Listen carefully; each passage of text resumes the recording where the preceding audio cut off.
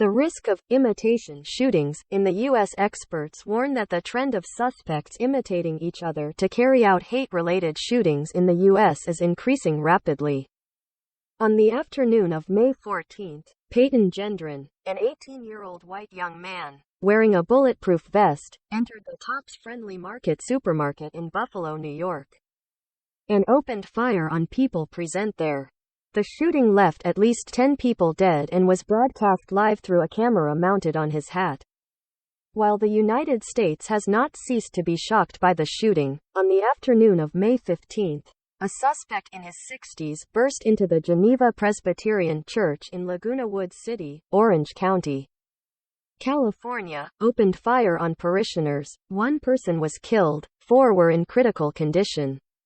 After the tragedy in Buffalo, experts warned of the risk of mimicking shooting, in which the perpetrators were inspired by those who carried out previous mass shootings. Gendron, a suspect arrested by New York police on May 14 after the attack, had previously publicly released racist content and broadcast the attack live via Amazon.com-owned Twitch. New York officials called the shooting an act of violent extremism.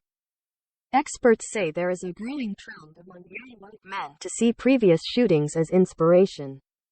Good examples of this trend are the attack on the Church for Blacks in Charleston, South Carolina, the shooting at the synagogue in Pittsburgh, or the Walmart attack in El Paso in 2019. Adam Lankford, a professor of criminology at the University of Alabama, has studied trends in mass shootings over time. In the 2020 study, Lankford's analysis of victim data found that the number of deadliest mass shootings, with more than 8 people killed, had doubled since 2010 from the previous 40 years. This is clearly not just random. The shooters are not coming up with their own scripts, but are learning from each other, Professor Lankford said. They want to be the attacker before that, seeing that guy as a role model. His research also found deadliest mass shootings accounted for 25% of mass shootings between 1966 and 2009.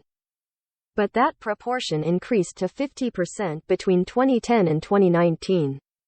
This is believed to be direct evidence that the shooter was influenced by other attackers. Lankford believes that mimic shootings follow a certain trend, in which suspects seek inspiration from details of the previous shooter's private life. Therefore, the professor urged the media not to disclose the details of the shooter's private life, in order to avoid inspiring imitators. According to analysis from the Violence Project, which tracks mass shootings in the U.S., crimes motivated by racial hatred and seeking notoriety have increased rapidly since 2015.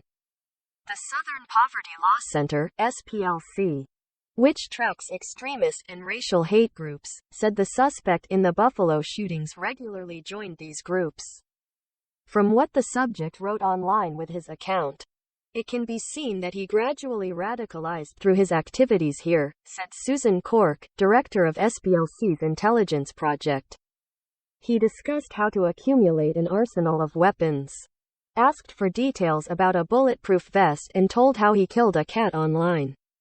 Even the detailed attack plan was posted online by the suspect online first 2 weeks when it happened. Social media and streaming platforms like Twitch and Facebook have struggled to control violent and extremist content over the years. The live nature of broadcast services makes censorship particularly difficult due to the lack of preview time like television shows. In 2019, Facebook took up to 17 minutes before removing a live video of the mass shooting in Christchurch, New Zealand.